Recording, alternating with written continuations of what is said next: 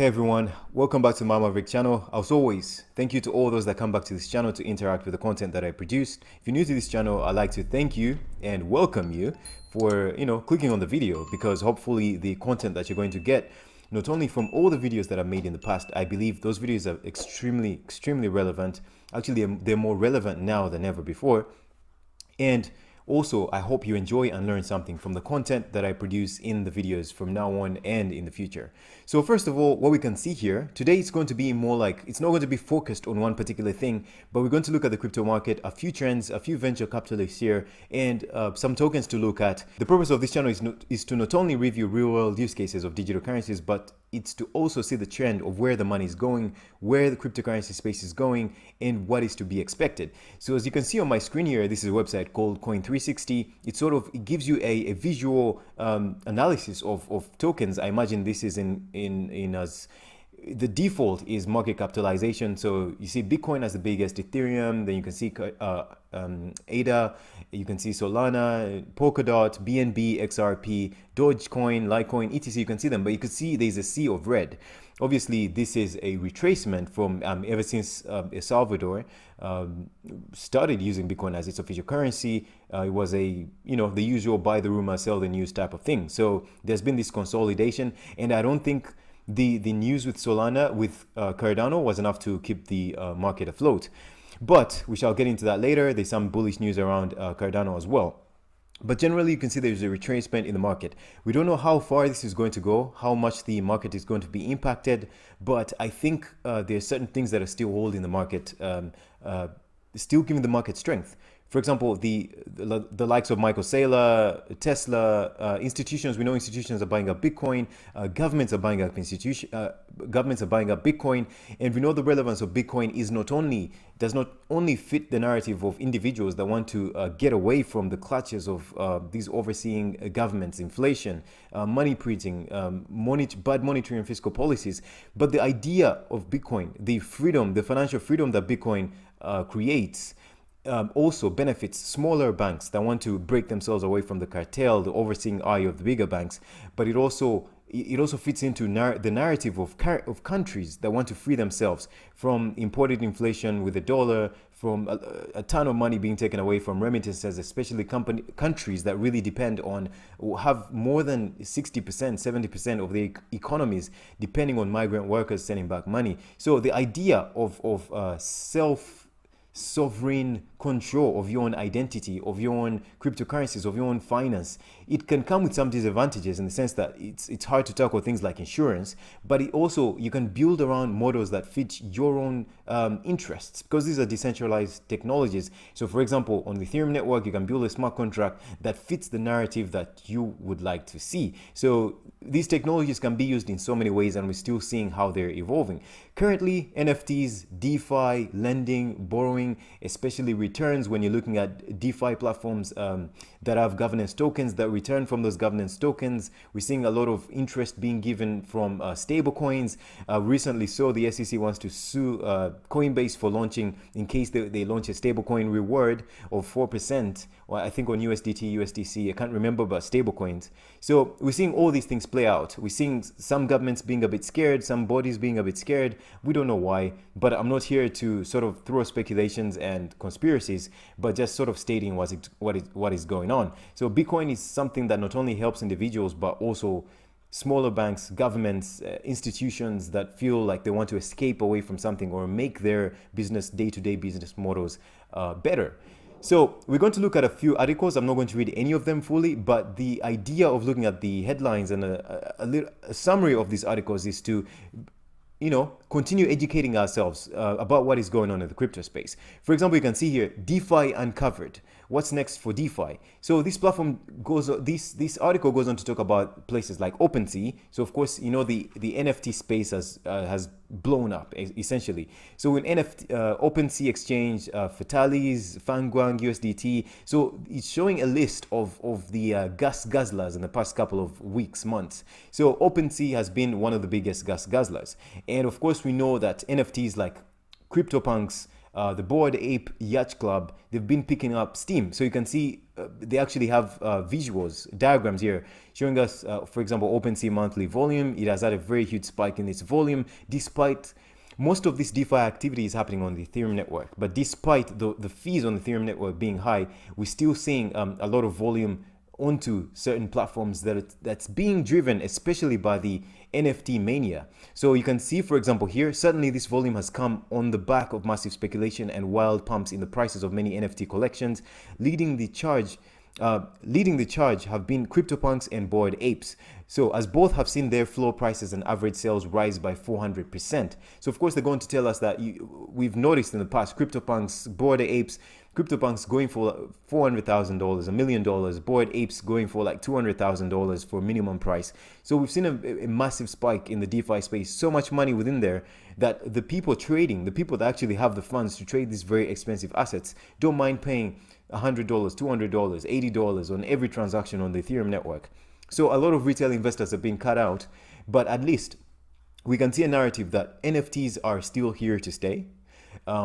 I don't think CryptoPunks and Bored Apes are going to, I don't think there's going to be a bubble, because if there was a bubble, everyone's going to buy up these things. There's a limited supply of these assets, and they are some of one of the most successful assets earlier in the blockchain space. Of course, there's things like CryptoKitties, but we're looking at the two categories that have really taken over the space in a very significant way. And not to forget the fact that they look beautiful, especially the Bored Ape Yacht Club.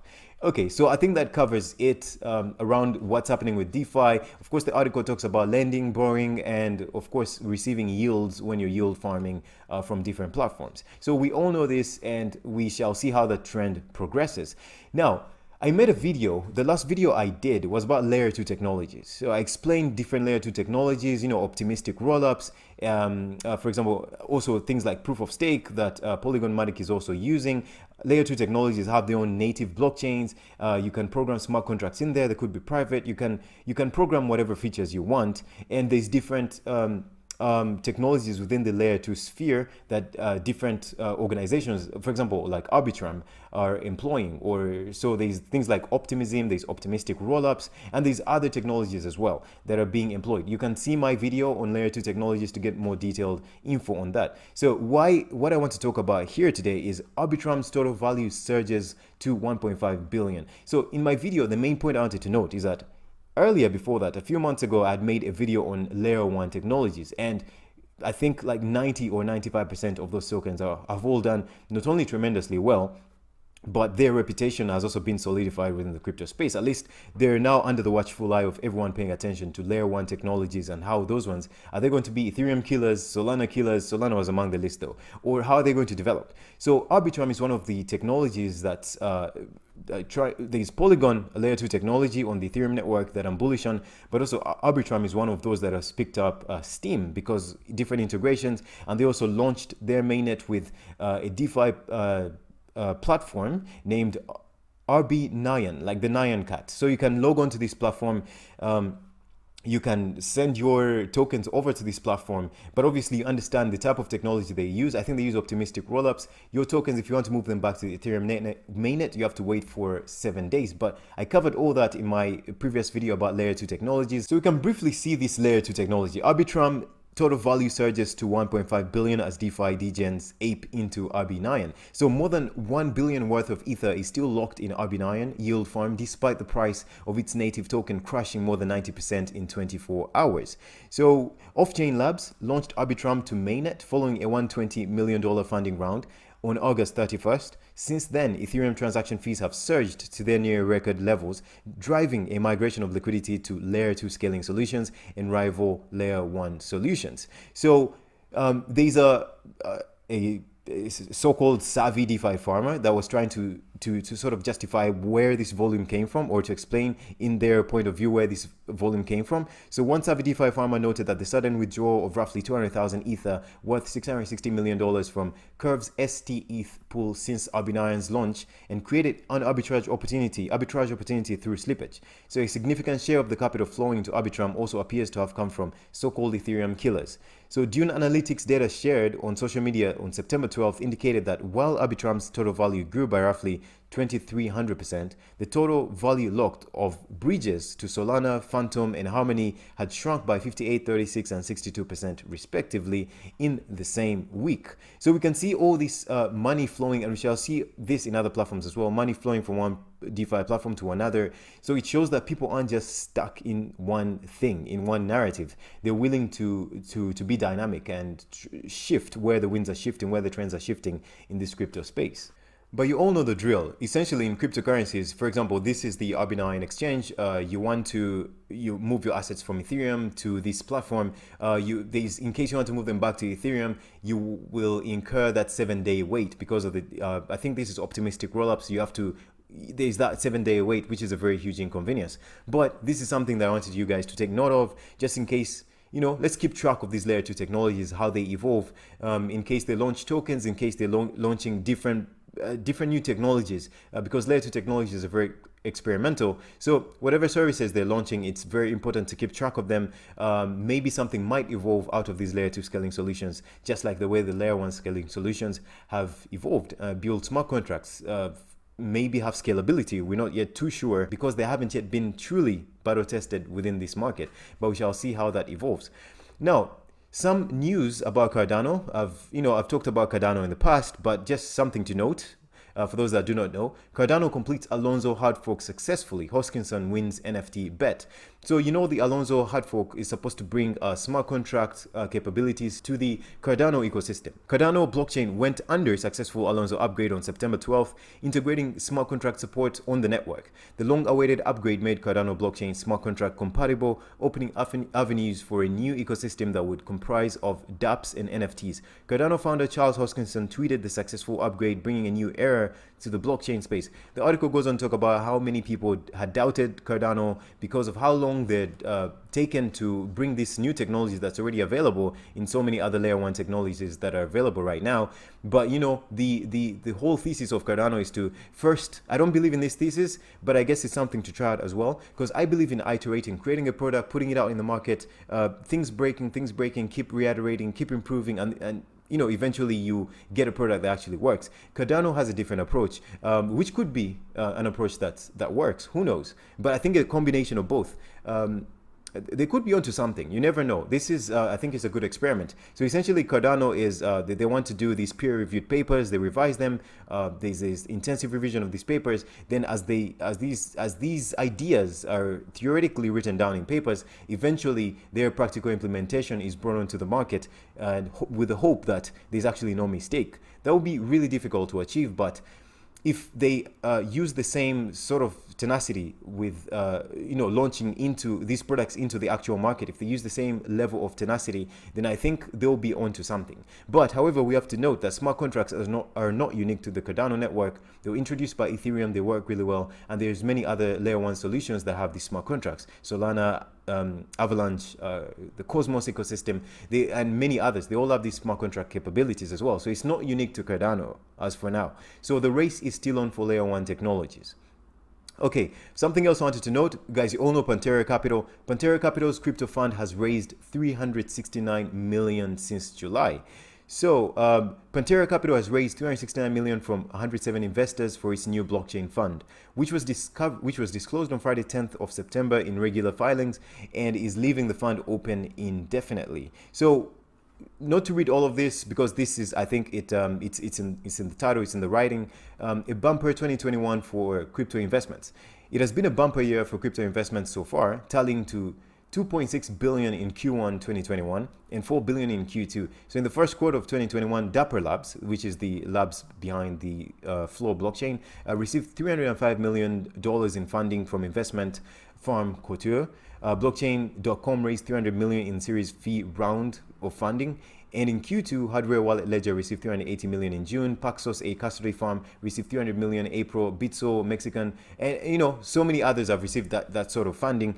We've seen all this. So I've done videos in the past where I've talked about where the money is going, so different VCs and where they're putting their money. And you all know Pantera Capital. So if you want to follow up on where this money going. As far as Pantera Capital is concerned, you can basically come to their website and look at their portfolio. They've invested in a ton of products: 0x, 1inch, Abra, Amber, Alchemy, Amperforth, Anchor, so many others, API 3, Lottery, Balancer. And this list doesn't seem to be in order of importance, because you can see things like Blockfolio down here, Seller, Brave Browser, Circle, Civic, Coinbase, Cosmos, Dodo, Coinbase Earn, Eco, Enigma. So they've invested in a ton of firms. You can go through this list: Polychain Capital, Shapeshift, Ledger Nano. You can go through this list in case you're the type of person that wants to see where the VCs are throwing their money. But clearly they're casting their net really wide, so that, and I guess really wild as well, in the hope of striking maybe two birds with one stone. Who knows? That is the essence of investments. They spread their risk wide, so that in case one of them works out, and you can see most of these have been early stage token investments, so clearly they've worked out. If they're early stage token investments, I think all tokens have gone up in price. The bull market happened this year, all these tokens increased multiple times, so they've more than recovered their money, unless there was somewhere in the middle where they misused that money. But yeah, okay, so, and one last thing to talk about: top 5 cryptocurrencies to watch this week. I don't normally look at such lists, but there's some relevance in this. Bitcoin, Algorand, the Atom from Cosmos, Tezos, and Elrond, so which is EGLD. So basically it's just talking about cryptocurrencies to watch, but really you have to do your own research when it comes to digital currencies, and you have to find out which currency have the use cases that you're looking for. Do they fit within your criteria? Are you excited about their technology? Are you excited about, for example, when people just tweet about Ethereum saying, oh, Ethereum is going to go to this price, it's going to go to 20,000, it's going to do this, and yet a lot of people are losing so much money paying Ethereum fees. I don't get why people talk like this. I mean, there's still problems to overcome. Ethereum network, 90%, 95% of retail investors in the world cannot use Ethereum because it's too expensive. So I think it's very important to have healthy competition, and it's very important to really have your own expectations of what blockchain works for you and what you expect from this ecosystem. Personally, I don't do DeFi on Ethereum. I stopped a couple of months ago because it wasn't going to be profitable. I was not going to be making any money. I was going to be losing more money than I make through the gas fees on the Ethereum network. But I have nothing against Ethereum. That's why I talk about layer 2 solutions, and hopefully, but I've also mentioned that Ethereum upgrading to 2.0 won't be the end all be all. There's still a lot of problems to solve even after Ethereum. For example, like cross-chain transactions, not cross-chain, but cross-shard transactions. And even if you have optimistic rollups on these shards, there's still that difficulty of having transactions across the parallel shards. There's only data. Even transactions within the network could be a bit difficult. There's some technical terms involved there, some technicalities involved there, but there's still a lot of hurdles to be overcome when it comes to even Ethereum upgrading to 2.0. So I imagine even other layer 1 solutions will have different problems, as in case activity increases on them very significantly. But this is the video today. Some VC capitalists here, some layer 2 scaling solutions like Arbitrum and Ethereum really seeing an increase in their total lock value, but that's also mainly due to the launch of an exchange which is giving very high yield. So that always causes that spike in total lock value and capital in a given ecosystem. And venture capitalists, Cardano upgrade with their Alonzo, successful upgrade. Congratulations to Cardano holders and Cardano ecosystem. And that's pretty much it. And the significance of Bitcoin, not only to we the people, but also to governments, banks themselves, smaller banks especially, and institutions that want to make their business model better, away from 5-day business waits and so on and so forth. Okay, so not to drag this on any longer, I hope you learned something. Thank you for watching, and I hope you come back. Do not forget to hit that like and subscribe button if you think you gained some sort of knowledge from what you saw today in today's video. All right guys, take care. I'll see you on the next one. Bye bye.